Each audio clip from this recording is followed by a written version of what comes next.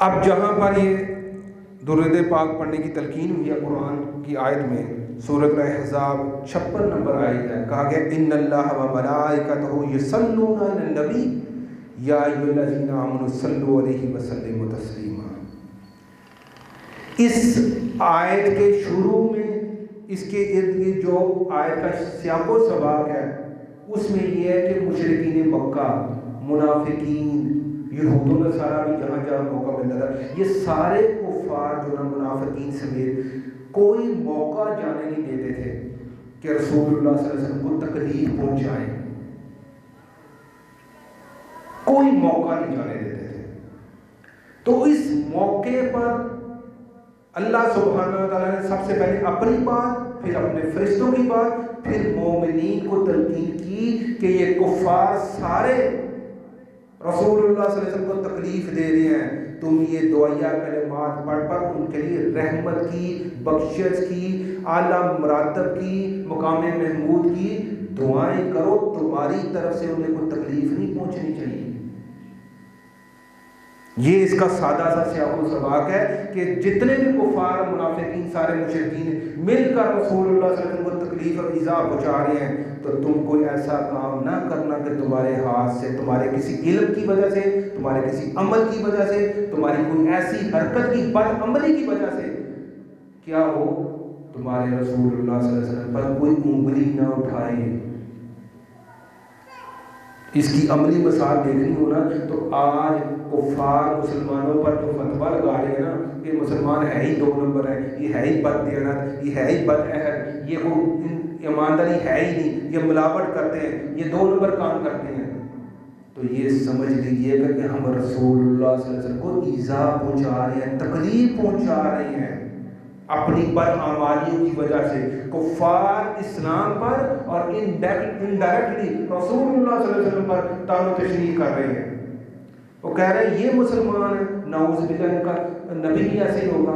ہم اپنے رسول اللہ صلی اللہ علیہ وسلم کی ایذا کی، ان کو تکلیف پہنچانے کا باعث مار رہے ہیں، ہم نے اس سے بچنا ہے۔ آپ ذرا اس آیت میں دیکھ لیجئے گا، کہ ان اللہ و ملائکتہ یصلون علی النبی، بے شک اللہ اور اس کے ملائکہ نبی صلی اللہ علیہ وسلم پر درود بھیجتے ہیں۔ کیسے؟ اللہ سبحانہ وتعالیٰ کا درود بھیجنا کیسے ہے؟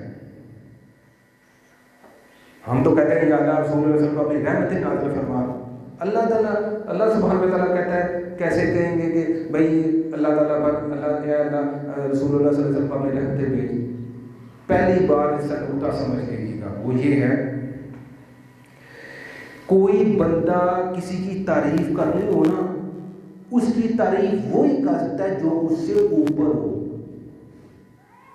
مثال کے طور پر مجھے کوئی کہے جی بتاؤ جی کوئی ڈی سی کی یا وزیر اعظم یا وزیر اعلیٰ کے اختیارات بتاؤ، تو مجھے پتہ ہے میں کبھی وزیر اعلیٰ کے، وزیر اعظم کے دفتر یا ڈی سی کے دفتر گیا ہی، مجھے کیا پتہ اس کی کیا شان ہے، کیا مرتبے ہیں، کیا کیا اختیارات ہیں، مجھے نہیں پتہ۔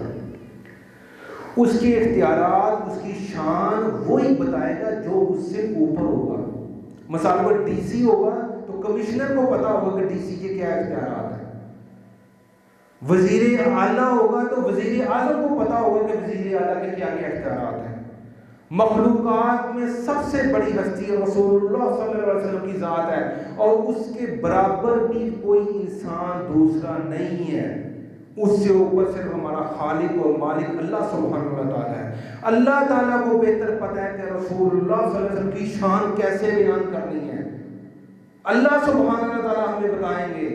ہم جیسے نیچے بیٹھے ہوئے ہمیں کیا پتہ رسول اللہ صلی اللہ علیہ وسلم کی شان کیا ہے، ان کے مراتب کیا، الفاظ کی حد تک تو ہم سمجھ سکتے ہیں، لیکن اس کی حکمت، اس کی روح کو ہم نہیں پا سکتے۔ تو ہمیں تاکید مومنین کو کرنے سے پہلے اللہ تعالیٰ کہا ہے بے شک میں اپنے رسول، تمہارے رسول اللہ صلی اللہ علیہ وسلم پر جو ہے نا وہ کیا کرتا ہوں، اپنی رحمتیں بھیجتا ہوں۔ رحمتیں بھیجنے کا مقصد کیا ہے؟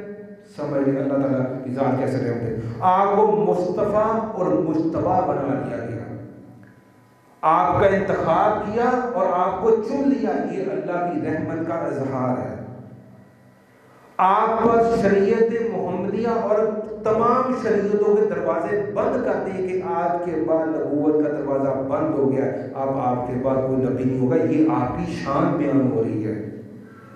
آپ کے ذریعے اقامت دین کو عملی شکل کے طور پر ہمیں دکھلا دیا گیا ہے۔ کسی اور نبی کے ذریعے دین کو مکمل نظام کے طور پر کیسے نافذ کرنا ہے مکمل نہیں ہو سکا۔ رسول اللہ صلی اللہ علیہ وسلم کے ذریعے اقامت دین مکہ پر اور پھر ارد گرد عرب کے سارے علاقے پر دین کا غلبہ کیسے ہونا ہے، یہ آپ کے ذریعے اقامت دین کیا ہے، یہ اللہ کی رحمت ہے۔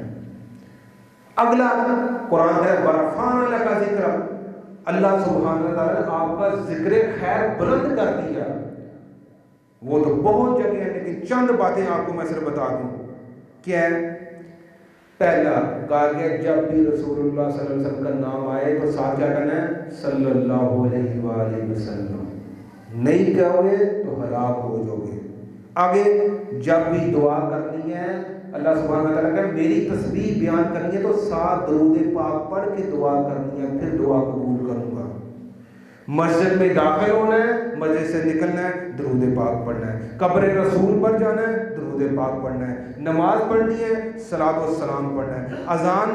اذان کے بعد درود پاک پڑھنا ہے۔ نماز جنازہ میں درود پاک پڑھنا ہے۔ نماز وتر میں درود پاک پڑھنا ہے۔ جمعہ کے خطبات میں درود پاک پڑھنا ہے۔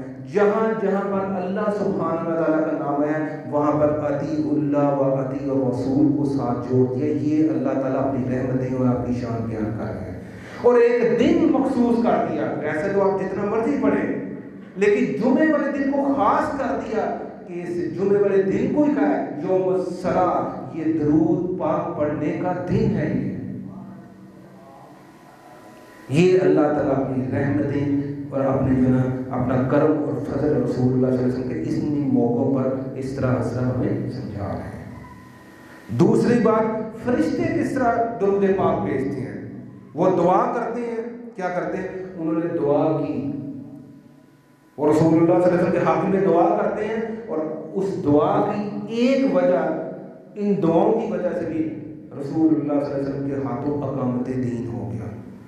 آپ کے زندگی اس دنیا سے چلے جانے کے بعد وہ دعا کرتے ہیں کہ یا اللہ اس امت محمدیہ کو توفیق عطا فرما کہ جو رسول اللہ صلی اللہ علیہ وسلم اقامت دین کر کے نظام کے طور پر اس کو نافذ کر کے ان کو توفیق عطا فرما۔ ان کی اب ذمہ داری بن گئی ہے کہ یہ اقامت دین اور دین کو نظام کے طور پر نافذ کرنے کی کوشش کریں۔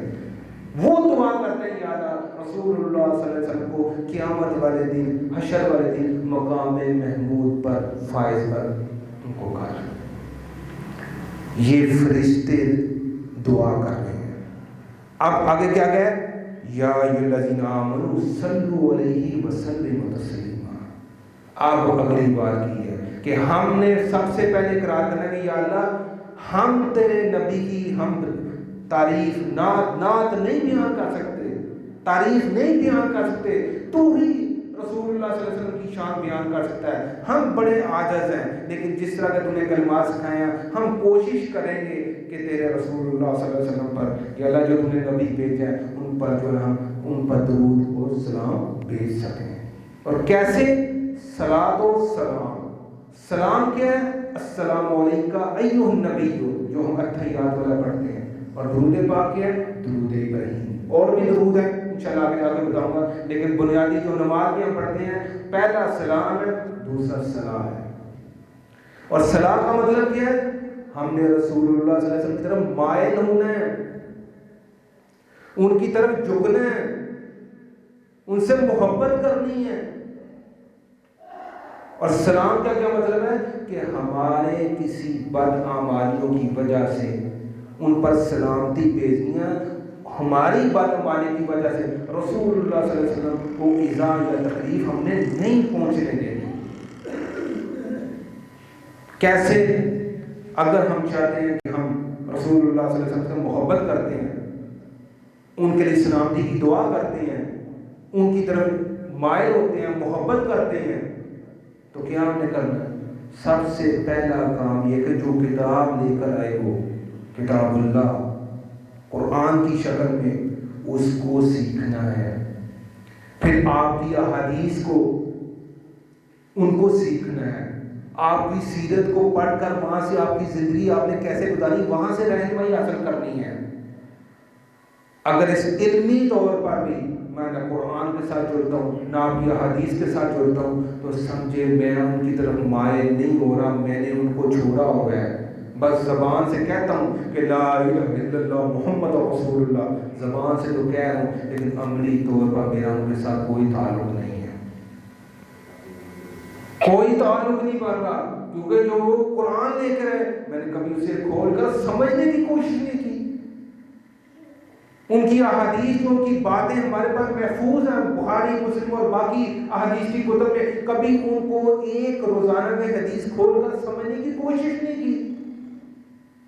اور قرآن و حدیث کا علم نہ ہونے کی وجہ سے پھر میری نماز سنت کے مطابق نہیں ہے، میرے روزے سنت کے مطابق نہیں ہے، میرا حج عمرہ، میرے زکوٰۃ، میرا حلال رزق کمانا، کوئی بھی میرے اعمال جب مجھے قرآن و سنت کا علم ہی نہیں ہے اور اس سے ہٹ کر کرتا ہوں تو پھر سب سے پہلا objection مجھ پر کفار کرتے ہیں کہ یہ اسلام والے ہیں، یہ مسلمان ہیں، یہ کہتے ہیں ہمارا نبی سچا تھا، تو دیکھو ان کے کام تو دیکھو، یہ سارے بالا مالیاں ان کے اندر ہیں، تو ہم رسول اللہ صلی اللہ علیہ وسلم کو آج بھی ایذا اور تکلیف پہنچا رہے ہیں، وہ ہم نے نہیں پہنچانا۔ اب یہ دیکھ لیں کہ ہم صلاۃ و سلام کے نام پر رسول اللہ صلی اللہ علیہ وسلم کے ساتھ نہ کہ اے ایمان والو صلاۃ بھی بھیجو اور سلام بھی بھیجو۔